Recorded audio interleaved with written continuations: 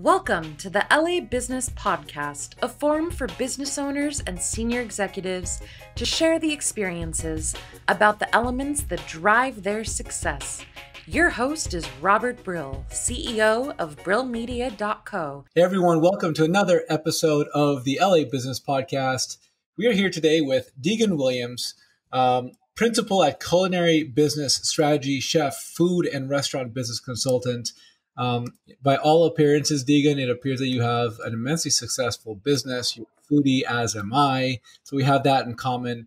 Tell us a little bit about yourself and tell us how you got here into 2020 and you have, by what it appears in all aspects, a very successful business. Tell us a little bit about yourself. Thank you so much. I knew that I wanted to be a chef from the time I was a little kid. It was like what I wanted to grow up and be. You know, when you're in kindergarten or preschool and somebody asks you about that, and I knew that that's what I wanted to do. And when I was, in fact, I did do that. Ran away, kind of joined the circus, went to cooking school did my senior year abroad in France to find a cooking school when everybody thought I was doing some scholastic trip. And in fact, I was just on a cooking school hunting expedition. I have always had been lucky enough to know, like, that's where I'm going and this is what I'm doing. Or for that part of my career, I should say, at least. That's incredibly valuable, by the way, to know early on what you want to do. Right? I mean, on some level, it can be. And so I was a classically trained chef. And when I came back to the States, it was at a time when it was okay to have women at the helm of fine dining restaurants. And so there I was, like 17 to 24 cooking school apprenticeships, cooking in France, and I came back to the States, and all of a sudden I found myself at the helm of a $12 million restaurant with a 24-person kitchen staff, a daily changing menu, and I knew how to cook, and I knew how to pull sugar, and I knew how to saute an 18-burner saute station, but I had no idea how to manage or lead or have any kind of business analytics or any kind of business skills whatsoever, because my career was that I was trained as a French chef and I learned how to cook really well and nothing else. And I had this notion of, if you cook it, they will come, which is nice for a movie, but it's actually not how one runs a business. And so I rapidly learned on the side, thinking I was the only person or only chef on the planet that didn't know how to do food cost or labor cost or be a leader and motivate people or meet customer needs and know what a customer need was or a market need. And as I was teaching myself on the side, hoping that nobody would notice that, basically I was illiterate in the ways of business, I had friends kind of come out of the woodwork and say, dude, you know how to do that costing stuff? You know how to figure out margins? We didn't even know the word margin at the time. And so organically, I ended up becoming a food business consultant over time and space. It took about 20 years for me to officially hang my shingle and launch Culinary Business Strategy, which is a food and beverage business consultancy. And we help bring the business side to the food world, because I know that when I was actively as a chef, and most chefs that I know, people don't get into this industry because they want to crunch numbers. They get into this industry because they want to feed people or make great beer, great wine. And so I want to help people do that and also remain successful, because there's such a cultural norm where people are like, it's so hard in this industry. And I just don't subscribe to that narrative. I don't believe that that's true. What are some of the what are the top 5 common things that you help restaurant owners with that sort of is the common thing that they're having challenges with? That's a great question. Top 5. I think a lot of it has to do with the stage of where somebody is. I often describe what I do as helping food and beverage business entrepreneurs and owners realize the next level of success. So what I do is I help people grow from point A to point B, or from the point they are to where they want to be. Ironically, one of the top 5 things I do is help people define their goals and decide where they want to go, because without that, I can't help. I always say that that's like the one thing that I cannot do for a client is I have to know, where are we going? What's our ideal dream? And sometimes people work really hard and haven't been making money for a long time, that it's hard to dream. So I try and spark that of like, let's take a deep breath and start dreaming again, even in the middle of a pandemic. Like I help people look up and see where we want to go. Let's dream big. I like that. What? I like that a lot because, I was having a conversation with a client last night at like 11:30 going into midnight. And one of the key things I said was, what's the goal of this campaign? Is it to drive leads? Or is it to get your video viewed? Because if it's to get your video viewed, that means you're actually striving towards a different goal. Right. The goal is building brand. Do you even want to build brand? Do you have the money to build brand? Do you have the time to build brand? Because I'm sitting here thinking you probably need leads, because the more leads you have, the more people who you could potentially do business with, which will further fund your brand. And by the way, you get a little bit of branding effect when you run ads that are a direct response. But that singular question of what do you want? What are we doing here? Opens up a whole box of opportunities. Right. That somebody wouldn't necessarily see. They would be like, are we, doing lead gen, or are we building a brand? And a client, somebody on the outside that doesn't know your work would say, yes, we're doing that. And you're like, no. And it's so pepper, chocolate or vanilla. Yeah. Right. I mean, they can complement each other, but so what are we doing? So I help define goals, which shockingly often are not in place. Above all, I would say the thing that I do most is strategy. I write strategic game plans of how we're going to get from where we are to where we want to be. What chapters, what exits, what freeways, how many different analogies that we could look at it. And organically, I didn't intentionally set out this way. I do a ton of financials at this point. And those two things have become accentuated since the middle of March. Because as it turns out, there's a lot of food and beverage businesses that had really shaky financial ground. And so when the cash spigot got turned off on March 15th, all of that became glaringly obvious of like, oh, this is why cash is a problem. We have 2 weeks. We have 2 weeks or 2 days sometimes, right? And so we had to really figure it out quickly. And so that's why I've been so busy since the middle of March. It's just like everybody in their strategic plan is, how are we going to survive? And we don't know what the end date is, right? At the beginning, I remember thinking my birthday's those last 2 weeks of March. And I remember thinking, so by like the first week of April, we're good, right? I have to sit out my birthday. That's it. Little did I know. Did any of us know? Any of us knew, right? Yes. And so we have to really find a way to strategically of like, especially when there was no cash on hand, but then a lot of people got PPP or EIDL money. What do we do with this wad of cash? How do we use this wad of cash to grow another wad of cash to keep us in the game? How do we survive so that we can be around long enough to thrive? What are restaurants doing with that money?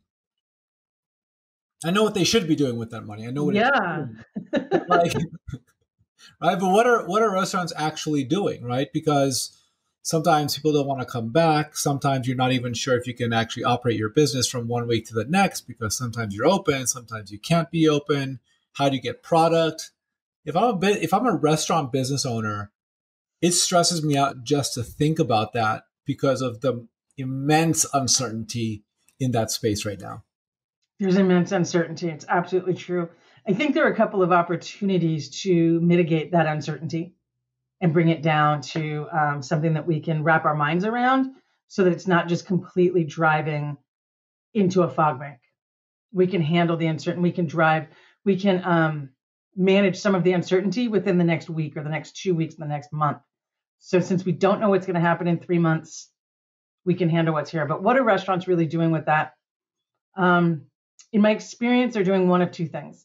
They are either holding on to that money and waiting it out to see if, do we want to use this? Because EIDL is absolutely a loan and PPP is potentially a loan.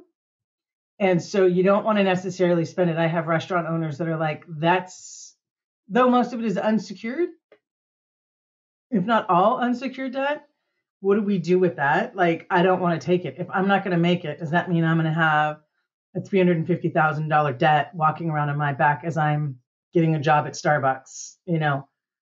if I have to close, if I don't make it. So some people are just waiting it out, and others mostly are just using it to buy time. They're continuing as normal with trying to do fewer expenses, and they certainly have fewer sales, and they're trying to just buy time with it. Do you see any restaurants pivoting in any effective way? Is there any, like, I just had a conversation as I recorded this, I had a conversation with, so the last podcast that the listeners will have listened to is Jeff Press. He's the area representative at Firehouse Subs. And, I was like, okay, well, how do you pivot? Like, do you pivot into like doing a food truck where the food truck has three types of sandwiches, and that's all you have. You just go around town, 3 types of sandwiches, like not a variation of 30 different sandwich options. Are ghost kitchens an opportunity, right? I read that Chuck E. Cheese was selling their pizza as a premium pizza under a ghost kitchen, completely separate name. How do restaurants, is there any digital component? Is there any digital restaurant pivot that's available for these people, these restaurant owners? Are there any digital? I mean, there are lots. Digital narrows it down a little bit more. I mean, one of the things that's happening right now is technology is working beyond 24/7, trying to catch up with the need, right? It's just like, how do we have effective ordering would be really helpful. One amazing opportunity is reaching out to the customer base that people have digitally. I believe that there's a huge opportunity to reach out and communicate. Everybody, because I'm a restaurant consultant, everybody I know calls me and says, where should I go eat? Who's open? Where can I find food? And I want to like reach to my clients to be like, please start communicating. There's a relationship, right? It's so basic. I am a massive fan of Tommy's, and I'm on a keto diet, so I'm not actually eating Tommy's right now. Man, I keep seeing their ads, and I'm drooling. My mouth is watering just thinking about Tommy's, and I know that's it's Tommy's. It's not fine dining or anything. You're a fan, right? You're a fan. That's what's important, and you're drooling thinking about it. I spend like so much of my time bopping around to hospitality, businesses, and I love it. It's the industry I chose to be in, and I'm grateful to be in it. But at the same time, now I hear somebody, like a friend of mine drove to Napa and took his mom out to lunch last week, and I'm like, where'd you go? Where'd you sit? What'd you have? What happened? Like, I am hanging on to his every word of like, food tells a story. Food connects us. That's 100% me on keto. I asked my wife, so was that good? It smelled good? It tastes good? I will smell the cookie. I will smell the McDonald's that my wife might be eating or some random fancy food. So yeah, I think, it's the basics. We one of the things that's interesting, and I really love that you said that, because to me, it's like a further affirmation of some of the ideas that we have internally, which is, we wrote a recession guide, and a recession marketing guide basically that says around March 15th, March 20th, I was like, okay, holy cow, I'm a marketing business. People are like going into like scared mode. If I'm a prudent, practical, risk-averse person, I'm not spending a dime ever on anything until this thing is taken care of. So then I'm like, do I even have a business? Do people need marketing when people don't want to buy anything? So I'm like loading up on all these assumptions. So I did some research. And what the research found is that companies who invest in marketing in downtimes end up within 4% or 4 to 300% better, stronger revenues, a stronger business, more profit as the economy rebounds. And even today, like, marketing works. It's like, and in a way, you just validated for me, a completely independent person, you should be communicating to your people, whether it's email addresses, not even advertising, but the email address acquisition is such a renewable gift that companies have. Absolutely. Email addresses are the single most valuable asset in my business. I am abundantly aware of that. Like, my list is it. It's not Instagram. It's not Facebook, because I don't own that. But my email list, those lead gen is the most important thing. And also when you have it, I just heard there's Tyler McCall is doing an online business association summit this week, and I heard somebody talk about a presentation that was on there and said, community engagement is something that you cannot be bought. It has to be earned and it has to be maintained. And that made me stop dead. What? And it has to be organic. Yeah. It has to be real. It has to come from the heart. It can't be manufactured. No. So that's so important because I have people like literally, even in my hometown, I have friends saying, who's open? Where can we eat? And I'm like, am I like a one-person Yelp? And I guess I am, because so many people, my clients, restaurant owners, are head down trying to survive, that they forget that like our single most important thing is, do our customers know whether they can buy, where they can interact with us? And then secondarily, as COVID waxes and wanes, there might be a time when I don't want to go out and be in a restaurant or a business. And so if I go out, give me the opportunity to buy more than to fulfill more than one need state at a time. So your wife goes out to lunch, she meets her sister, she meets her girlfriend, they're sitting socially distanced outside. And guess what? We also have a keto menu. Did you want to get a keto meal to go? And she's like, oh, you know what? I will be number one fancy person if I come home and be like, honey, I brought you a keto treat. I bought you a keto meal. I brought you something, right? Like, of course, you want to eat anything that comes from outside of your home right now. It's such an exciting gift. It is. I went to the bank to deposit a check. I was just so excited to see the sun. Right?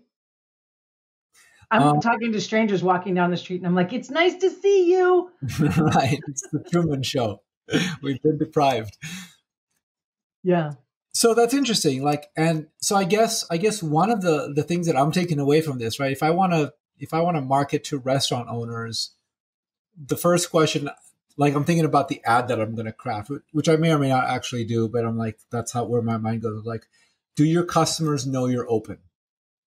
Absolutely. And secondly, for the ad message from the restaurant to their consumers, it's testimonials. I think one of the biggest things, like to your point, as a pro in the restaurant business, if you can amplify, because what's happening is you're the word of mouth. You are the trusted source for all things restaurant. So the only way a restaurant can manufacture that to a degree, it's not going to be as qualified as you being the source of news for your circle of friends, your influence of your friends and family. But number one, influencers. But number two, just running ads featuring real customer testimonials probably would be really impactful. Absolutely. So I once said something that I thought was really goofy and I didn't think it was very serious. And I said it to a colleague friend of mine. And I said, look, running a restaurant is not that complicated.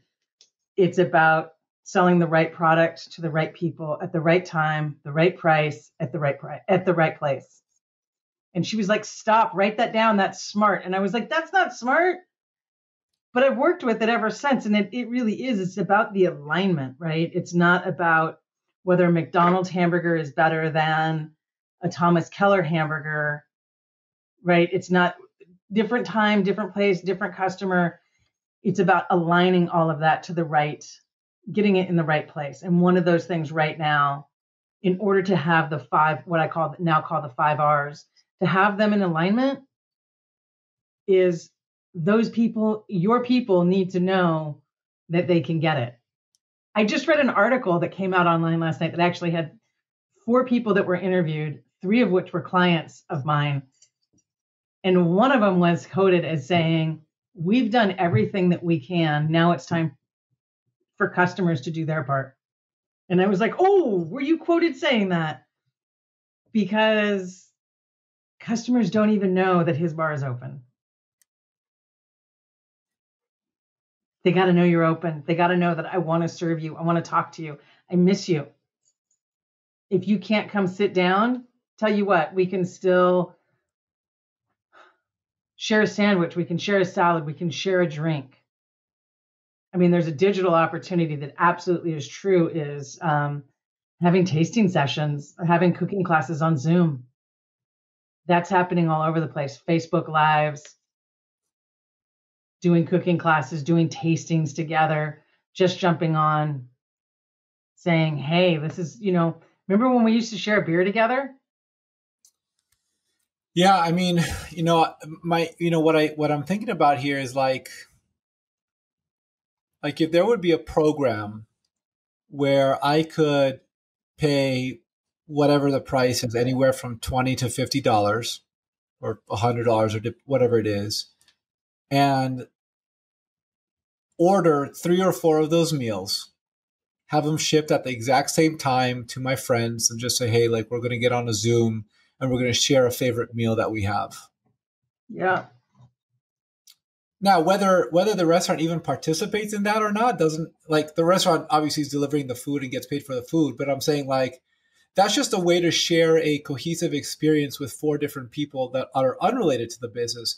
As a marketing opportunity, the business can host a chat or talk about it, or some, especially for like better, fine, I don't know what the phrase is, fine dining, and like less than fine dining, but not fast food, casual fast Casual. Right. So that type of food, like, talk about why you're eating this food and why it's interesting and how we developed it, which really speaks to the authenticity of why a chef gets into the business to begin with, because most of these people are passionate, nurturing artists that happen to artists through food. You're right. And never in my wildest dreams 5 months ago. I mean, I was doing lots of Zoom work because I have clients that are all over the United States and all over the world. So I was doing Zoom meetings but we always thought it was less than. And now I don't think of it as less than. I ended up having, like, a week into the pandemic again, like, I had a Zoom birthday party, and it was very early on. And people were like, you what? And I was like, I don't know, let's try it, because a friend of mine and I had the exact idea that you just mentioned. We all get food from the same restaurant and we all jump on Zoom. And so we ended up having a dinner party with like 25 people. It was a little unruly. It was in the beginning. None of us knew how to have big Zoom parties then. And then we kind of went around, and it was like all my friends, whether they're professionally in the industry or not, like, are all good cooks and all love good food. We were like, what are you guys eating? What are you guys eating? So there's this moment to where food connects us, right? It tells a story and it connects us, and it makes us feel endeared with one another and seen. And there's going to be certainly a contingent of people who are very Scroogey about this, and they're not going to be happy until it goes back to the old ways, and no one will ever convert them, and they'll be the naysayers. There's always naysayers in everything. That's cool. They could do that. Yeah, and that's fine. And they can wait 2 years until this thing resolves itself, or they can do it now, and just for insult to injury, just don't wear masks, like, whatever the thing is. But for the people who actually care, there is a way to adapt. And I think there is a marketing opportunity there, and a product opportunity, and actually a way to get back to the storytelling aspect of what food is and isn't. And actually, the restaurants who adopt this type of innovation will be the restaurants that come out on top. Absolutely. I can confirm that. You asked me, like, prior to this, and you said, wait, I don't want to know about it. Let's talk about it when we're live. Like, how is it that I went from having 25 clients a month to 400 clients a month? It was almost cartoon-esque, as if I had an old flip phone and I was sitting here on March 15th or March 17th, and my phone just started ringing so much that it was like vibrating off the desk. My phone, like, blew up. There's no other way to say it. Every communication that I had was just like somebody opened the gate, and they were like, you can talk to Deagon now. And I was like, wow, email, instant message, DM, voicemail, whatever. Like, it literally just blew up. And I was like, how did this happen? The truth of the matter is, and there it goes now. Speaking of which. So sorry. Let me,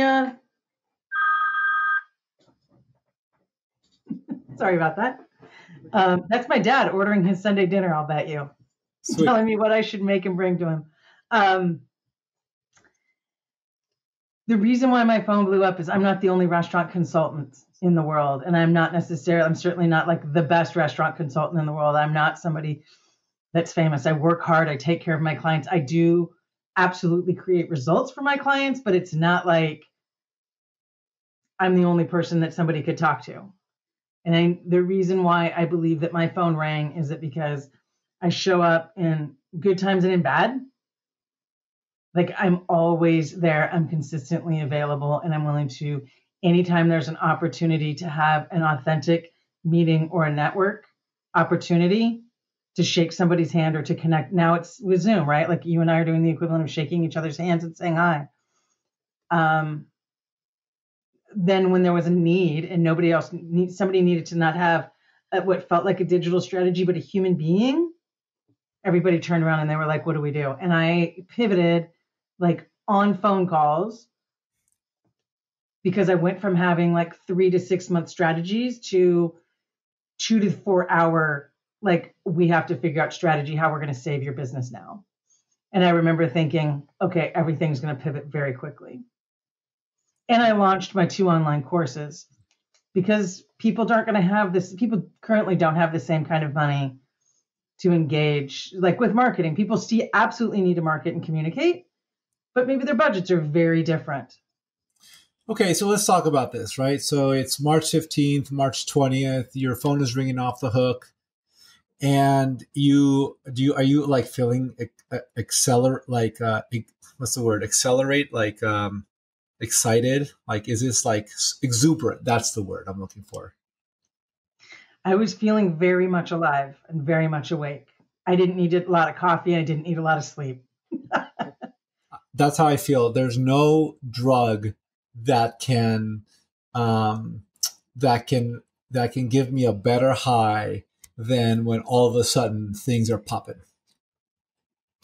Okay, so March 15th, March 20th, phone is ringing off the hook.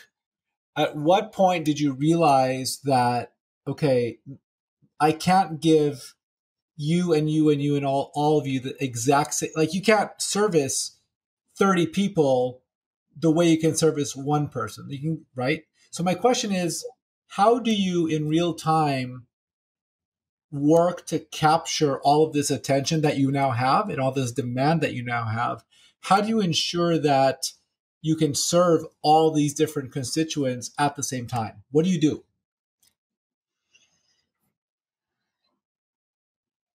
I mean, I would say the first thing is just that I realized very quickly it wasn't a question of working harder.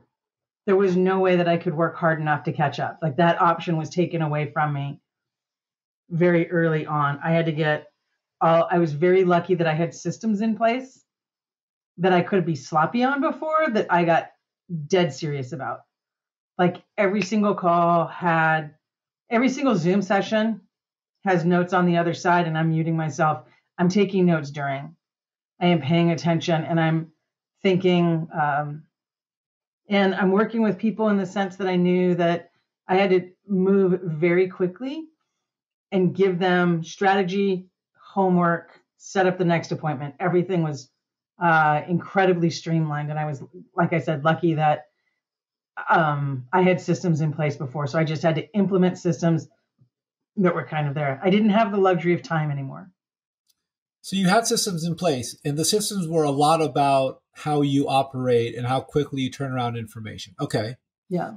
Did you have a course prior to this, or did you create this after like the pandemic started happening? You know, I had a course and I ran the beta to it last year, and I was marketing to my list, and I sold it to my list right off the bat, and I sold out my first round, the beta round, really well and got feedback and it was great. And then I tried to sell to that same list again and they had already been sold to. They were either had been clients that are still in my world. I would say 95% of my clients are repeat, so they come back. But anybody that wanted to buy that course within my very small list, because I hadn't really paid a bunch of attention to building a list, had already been sold to.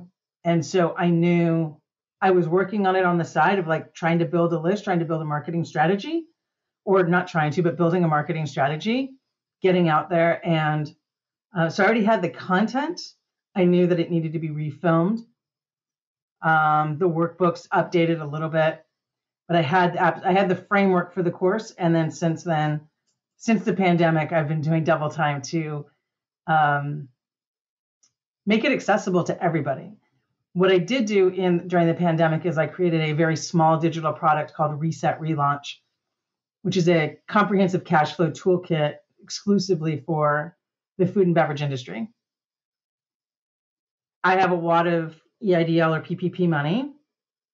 How do I make it work? How much runway does that create in front of me? And I developed that during the pandemic. So you had existing assets, you reframed them, repurposed them, refilmed them in cases. So you had the software in place to operate a course. Right. So you good. I mean, that's incredible. Like, because there was a little bit of duct tape and baling wire to my software, but yes. Sure, it always is. That's what you're doing when you're marketing. You're kind of like consistently tinkering, right? Like, yeah. Okay. So did you need to hire people? I do need to hire people. I had 3 part-time people that I increased their hours. Yeah. That's fascinating. Is it? It is. I mean, I will think so probably in a year or so. But at the moment, I was just like, keep moving. Yeah, you can't stop. You can't stop. You got to just, like you said, keep moving. I do know at the moment that I am doing exactly what I recommend I coach most of my clients out of doing, which is I am now currently the bottleneck to my business. Right. And I do need to hire digital assets, really. Interesting. Yeah, I mean, we're going through a growth spurt right now. One of our partners is going through a big growth spurt, and the only thing I know is that, and I can tell you this from experience, if we don't catch that wave in a way that is that respects the fact that this is a big growing thing and it's super fast, it will crash, and we will crash along with it. It's happened to me.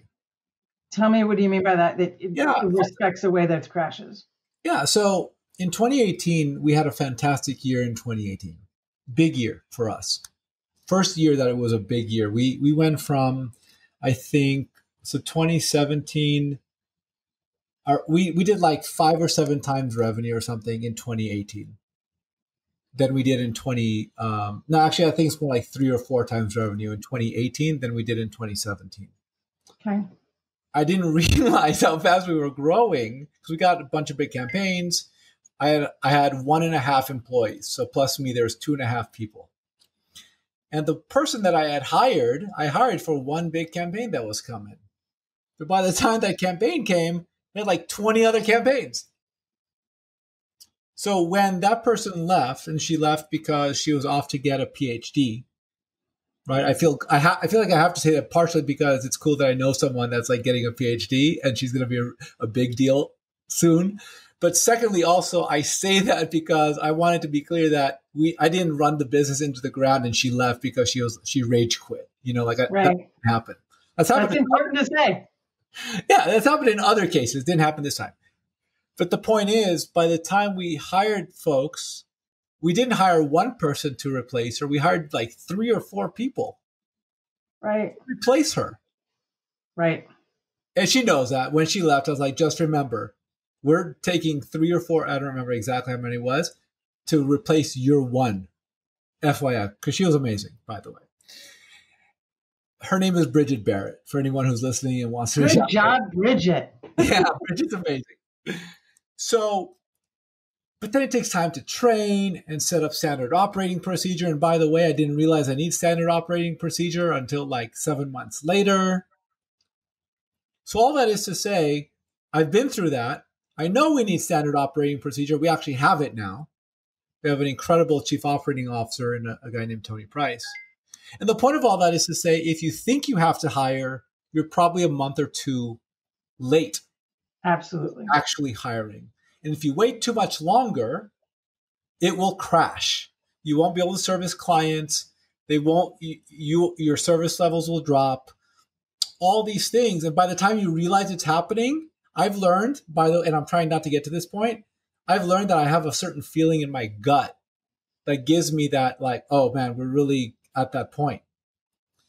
And I don't want to get there. And I don't want to operate on feeling. I want to operate on logic and operational process. That's what I mean. We're in a growth spurt right now. We're hiring and we're doing this quickly because we have to, because we don't, I know exactly what happens. Mm-hmm. I say the second digital asset that I'm actually working on putting out at the moment is called Data-Driven Decisions, because it's exactly what's happening. It's important to make data-driven decisions right now, especially right now. It's always important, but it's so important because I hear a lot of restaurant owners saying, that's too expensive. That's not going to work for me.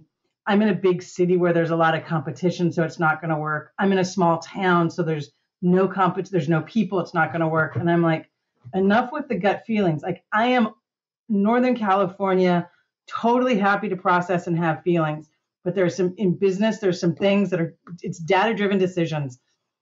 And I watch myself do it right now. Like my output, my financial output, I felt myself gasp the other day. And it reminded me very clearly how important mindset and growth mindset work is all the time. Because the work I did 6 months ago is what I'm operating off of now. Right. You need to, if you want to keep growing, you need to spend money. Yeah. You have the processes and systems. And by the way, the other challenge that we had for like 7 months was there was no process. And the process was, it's in Robert's head, and clearly you know what you're doing. Do it. That was the process.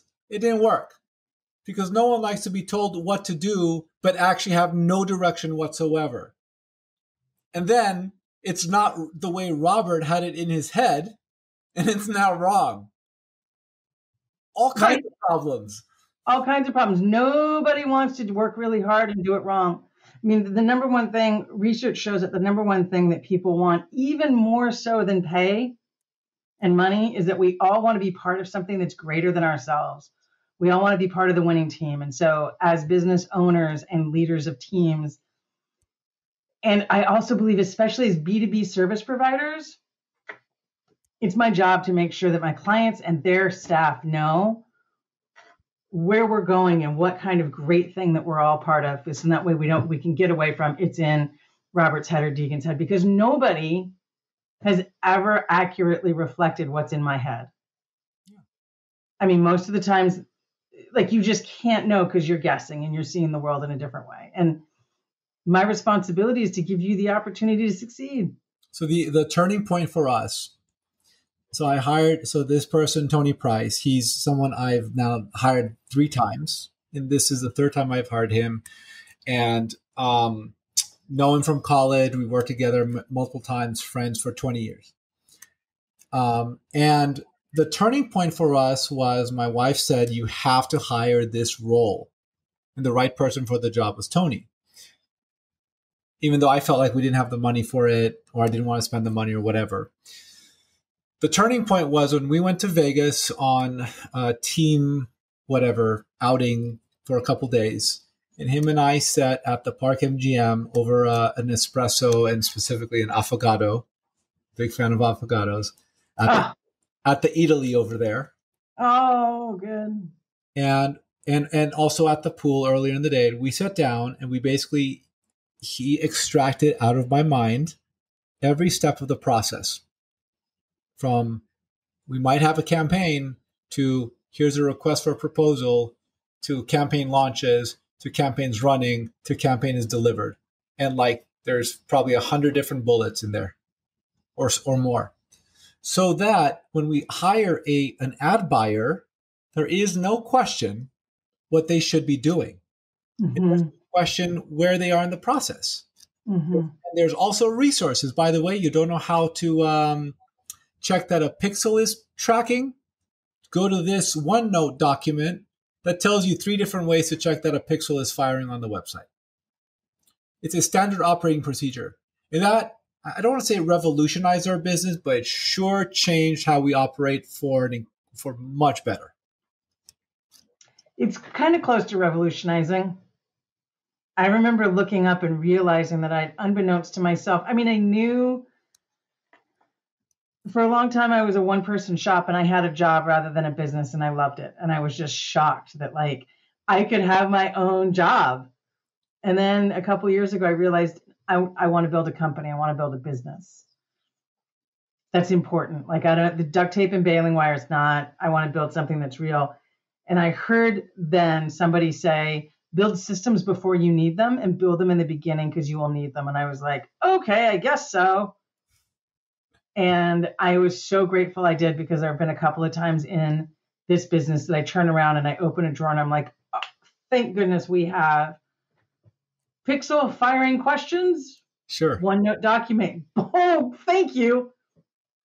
And on top of that, the challenge that I have is that I'm a stubborn SOB, right? Like I'm not good. Like the challenge with that is, how can I know what the systems are and what the process is before I know what the challenges are? So I have to, for me, the way I work, I have to go through that painful phase of realizing all the holes in the process until someone with much stronger emotional intelligence than I have, Tony, who is a systems and process guy, was like, you're not, here are the 20 things you're not doing right because no one knows what that right thing is. Fascinating. I'm willing to have a system and then change the system if I have to. Right. I love that your wife said you have to hire for this role. That was super smart of her to know that it was a role rather than like, you need to work less, I want you around on weekends or whatever it was. But she was like, the fact that she knew that there was a role as opposed to a task, that somebody could own a certain portion of that business, was, she's smart, girl. You should marry her. I'll marry her again. Good. She's an incredibly valuable part of the business because she sees the macro. She has an opportunity to see the macro. She's not in the weeds on trading, but she knows what's going on, and she hears what I'm saying and is able to see the trends, the macro trends that are happening across the board. Oh, she's valuable. Yeah, I mean, not just as your wife, but that is a really valuable place to have. Yeah. I have the good fortune of being one of those weirdos that can play both in macro and micro, but I can't be the bottleneck, because when I become the bottleneck, my vision is so.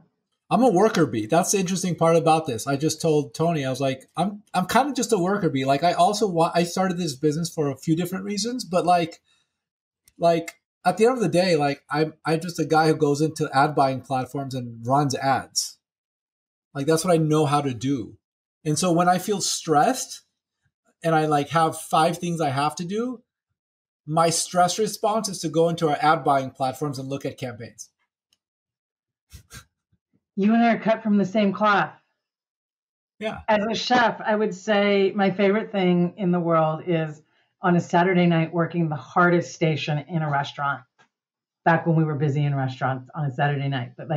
And so when I went from sous chef to executive chef, I was like, on a Saturday night, I get to work a saute station. At that particular restaurant, I had 22 burners, and there is nothing more exciting than like, you can hear the ticket machine going, kicking out tickets, and you're like, I'm about ready to get slammed. I'm about ready to get buried.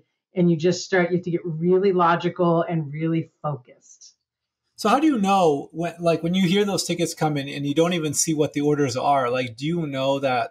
Do you have are you a statistician in your mind? You're like, okay, I know I need 5 of this type of sauce, and I probably need 3 steaks and 4 chickens and whatever, chicken plates or whatever. I don't fire anything. I don't let start anything until the tickets are read.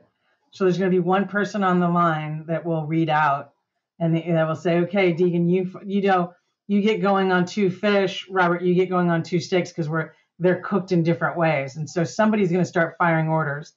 The key is that you need, this is maybe one of the reasons why I believe so much in systems and standard operating procedures before I knew I had them, because there's no time to mess around. When 6:45 on a Saturday night happens, and you know that the entire restaurant or most of the restaurant was seated at 6:30, and they're going to keep coming for the next couple of hours,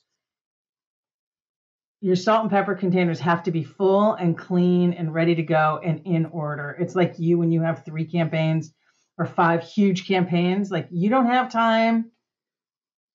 Check the pixels as you're installing them to make sure that they work, because you don't have time for half-assed in the middle of it. How do you, so yeah, that's where I was going. Like, what do you, I have 1 pixels. That's all. what do you prepare? Like, what types of things do you prepare so that you can, so it's all set up in that? So we have something called a mise en place in a kitchen. Do you mean in a restaurant, or what do I prepare? Well, when you're a chef, what do you prepare? It's fascinating. I've always had this question rattling around. What do you, like, when you know you're about to get busy and you can't pre-cook the steaks because they're all done differently? Like, what can you prepare? And what's a mise en place? I have no idea what that is. So mise en place means to put in place, and cooks often call it a mise. It just means that, like, right now you could have like sauteed corn with roasted Jimmy Nardello peppers and a piece of swordfish on top of it with a ancho avocado sauce. I just made that up. I don't know, because it's hot and that's what we should all be eating tonight. So I know that I can have my corn cut off of the cob and all of the silks and ready to go so that it's prepared there. And I know that I'm going to need 2 handfuls of corn or 2 spoonfuls of corn per plate. And then with that, I'm guessing that we're going to do 200 covers tonight or 200 dinners tonight, of which most of them, 20% are going to order steaks. And so I would have 20% of 200, right? So I would have enough corn for 40 steaks, and maybe I would do some extra. I'd have 50 just in case, because there's no room for mistakes. Simultaneously, I would have Jimmy Nardellos washed and cut and ready to go, so I could roast them to go with the steak. So you would prep whatever you need for your portion in the menus. And there's some guesswork, but there's some scientific guesswork, right? It's not like running up and down, running out to the garden to pick tomatoes. We don't do that. Right. What's the equivalent of that for your business right now? What's the equivalent of a mise en place for my business right now? Remind me of the guy's name that you hired that's brilliant. Tony Price. Tony. So I kind of Tony Priced myself. Let's make him a verb. Right. I Tony Priced my systems. I went back and looked and I went, okay, if a client walks in the door like right now, it's almost guaranteed. Very few people. I have had a couple of people open restaurants in the pandemic, because once that ship gets moving, there's no stopping it. Like, you have to go. But mainly when people are calling me right now, it's about financial strategy and how do we figure out what to do. So I have templates in the background of the information that I need to know. It's the same thing when you walk up to the table and you're like, hi, welcome to Robert's Grill. Here's your water. Here's your menu. Here's your bread. Keto guy, don't eat the bread. But, you know, everybody else, like, here are the specials and I'll be back in a minute. Like, I had those things that I do. So in my business, I intake when they got their stimulus money, how long it works, what their goals are. And I really take a check on how the owner is doing. Because some owners are like, I'm out. Like, I don't want to. And if you don't want to, it's okay to get out. If you don't want to play, that's totally cool. But if you can't, but if you're in the game, then it's all about like, let's get positive. Right. First, we have to stay positive. You got to keep your mind right. Yeah. So, I mean, the other thing that I do, honestly, is I'm an avid cyclist. And when the pandemic hit, a friend of mine said, well, if we're not going to be driving all over the San Francisco Bay Area, we're going to have time to ride. And so I've ridden basically a lunchtime ride almost every day since the pandemic happened. And I don't know that I'll ever go back to anything other than riding 5 or 6 days a week, because that keeps my mind right. That's incredible. I totally should be doing that. And I don't leave the house. I will call you at 11:30 on Mondays and be like, what are you doing, buddy? Go for a walk. Just walk around the block. It's amazing. Right. I mean, I'll tell you, I don't want to, right? There's days when I'm like, I got to get this work done, but that helps a lot. Deagon, how can people contact you? I would love for people to contact me. My website, which is culinarybusinessstrategy.com. There's a lot of S's in the middle of that word. It's culinarybusinessstrategy.com. Instagram DM would be my preferred. I'm really loving to get people in my DMs. And I'm happy to talk to anybody. One of the things that I'm offering is I have a couple of pro bono assets available. One is something called the 6-step process to managing a successful food business. That's found on my website, culinarybusinessstrategy.com. And I'm willing to give a 30-minute intro call to anybody that wants help with strategy, whether like if you have the money or not, it doesn't matter. We can figure out some broad stroke strategies of how to survive this if anybody wants it. And then I have a cash flow toolkit as well. Like I said, that is not pro bono, but that is priced such that everybody can afford it. And those are all on your website? All on my website, my homepage under like COVID-19 button to where you're like, what can I find? Deagon Williams, everyone, principal at Culinary Business Strategy, chef, food and restaurant business consultant. Thank you so much. Thank you. I love being with you. It was a pleasure.